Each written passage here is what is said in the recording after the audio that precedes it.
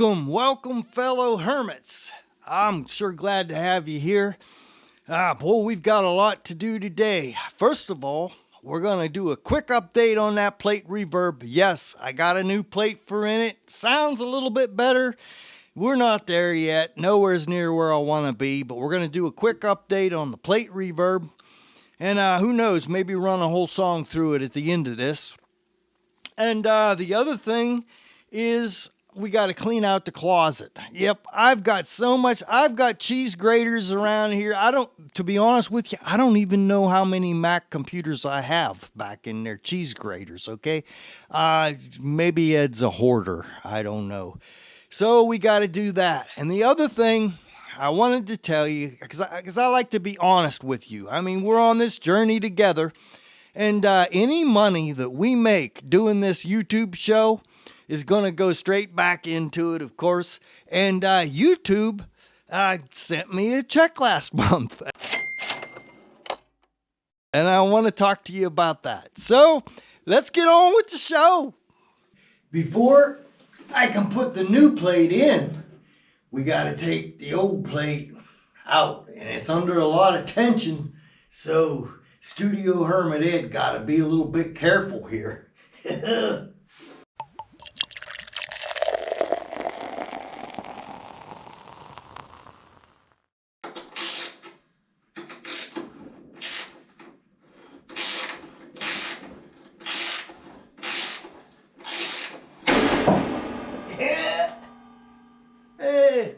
Not too bad.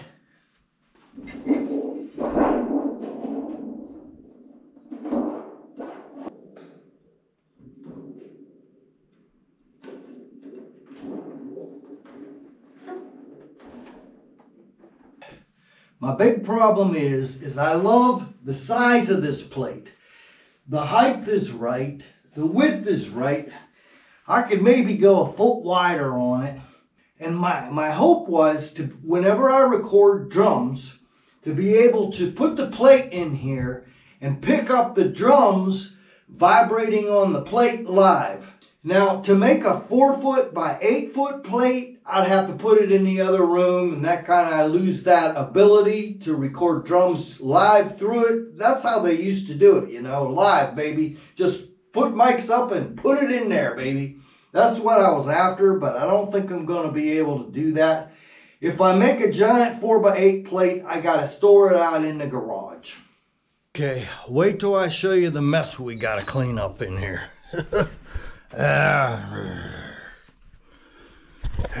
I got to make it a little better. For one thing, I don't even know what I got in there, so we got to figure that one out.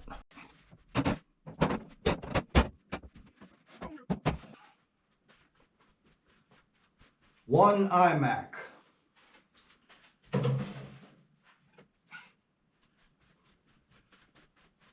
Two iMac.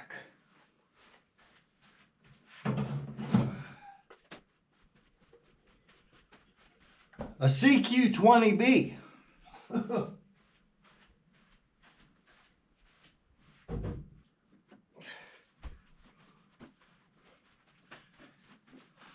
One G5.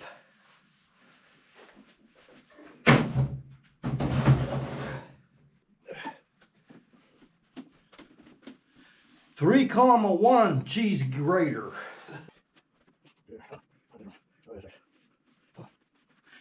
I think this is a 1,1 cheese grater. Just a minute, I think I got another one. 5,1 cheese grater. 32 gig of RAM. Woo. You don't think Ed's a hoarder, do you? Ooh.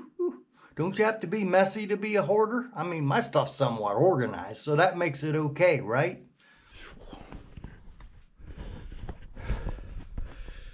Now, it might not be so bad if that was all there is. But I think I have two more 3,1s because that was the main one I used. I think I have two more 3,1s in storage somewhere, but I don't know where they're at. Okay, another thing I got to take inventory of is my snare drums. One generic snare drum. Okay. There's my Ludwig. That's a pretty good snare drum there. Yep. Now this is a very special snare drum. It has a unique thunk to it. It's powder coated red. Okay, here's a pearl snare drum. This one, it's a little deeper sounding. I like the sound of it. Oh, I got mothballs in there, of course, the old mothball trick. Another pearl firecracker. Yep. Good for metal. You know, when you gotta move fast, this drum's the way to do it, baby. A lot of guys like to set up the firecracker off to the side, and when they get to the chorus, they'll hit the firecracker, and on the verses, they'll hit one of the other drums.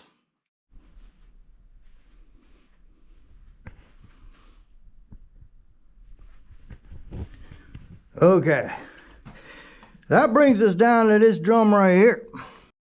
Everybody needs a brass drum. Why? Because they're pretty. Look how pretty it is. Yep, it's made by Pacifico, and I love that brass drum. It's got a nice heavy sound to it, but yet the springs underneath sound really good. I sure appreciate you guys hanging out with me today. You know, I think the sun's starting to come out outside there. Yep. The fog's coming up over the pond. Yeah, there's the pond over there. You know, I think I've invited you before. If you come to Ed's studio, we got to go fishing. I got a little boat. We'll go out in the middle, and it's real good for making you think of songs. But thanks for hanging out with me today. I used to get, those snare drums are really vibrating, you know. Let's go in this room where you can hear me better.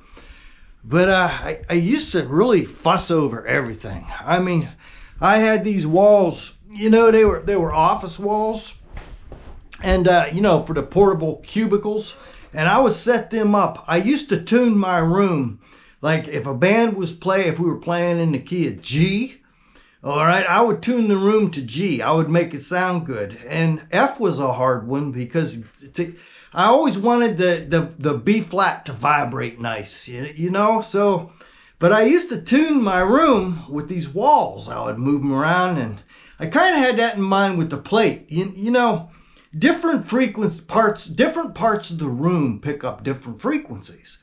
And whatever key you're in, you can emphasize those frequencies just by where you put your microphone. This is the kind of stuff that I don't think AI will ever figure out, but that's the reason why you need people, sound engineers, to record your music. I really appreciate y'all being here on this journey with me. Now, I don't know whether you know this or not, but when you watch one of my videos, or when you subscribe to my channel, or give me a thumbs up or a thumbs down, or leave a comment, all that stuff adds up in the algorithm. And the great powers that be at Google, yeah, they like to send us content creators money. Now, I was on YouTube almost a year, I think, whenever YouTube, they got a hold of me, and they said, Google did, you know, and they said, we want to send you some money, basically, okay? So you fill out all this stuff, you know, this nonsense, and AI takes a look at it, because they're who pays everybody now, you know. So AI takes a look at my account, and they sent me $107 last month, okay? So I want to be totally honest with y'all, okay? Because I want you to understand my motivation. But what I do, and I intend to do with my YouTube money, of course, I bought parts from my plate Reverb. Now, if YouTube would happen to send me enough money, okay, I need about $200-300 to buy a 4x8 sheet of stainless steel.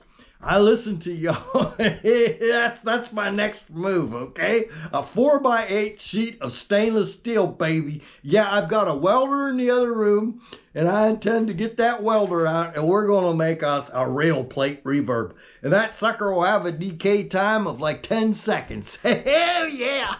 So I'm all excited, but I want to be totally honest with y'all. And yeah, YouTube, they sent me $107 last month. So that's not a lot, but it makes an old guy feel better, you know. And plus, I had them put it in my wife's account, you know. So when my wife sees just a little bit, it ain't much, but a little bit, it kind of justifies all this, right? Yeah, just a little bit of money. And who knows, maybe someday I'll get enough money I'll be able to buy an interface. That'd be really nice, because I really need a new interface. Mine are on their last legs, and I have to be careful in here in the heat. When things heat up, it's hard to record with air conditioners going. But so that's why I come down here at 4 a.m. But I'm getting a little bit of money off of YouTube, and it's enough to buy trinkets and gadgets. Okay, so thank you so much. And I mean, it means the world to me. Not the money, of course, but that you're here with me, enjoying, I hope, our weekend together. And but till next time, make sure and subscribe and hit one of them dingy dongies down there so Ed can get rich on YouTube. I'm gonna be a YouTube millionaire. Yes, see you next week. Bye-bye. I'd pay all my friends to make music 8 days a week. All of our wives would have diamonds, so we wouldn't even have to sneak.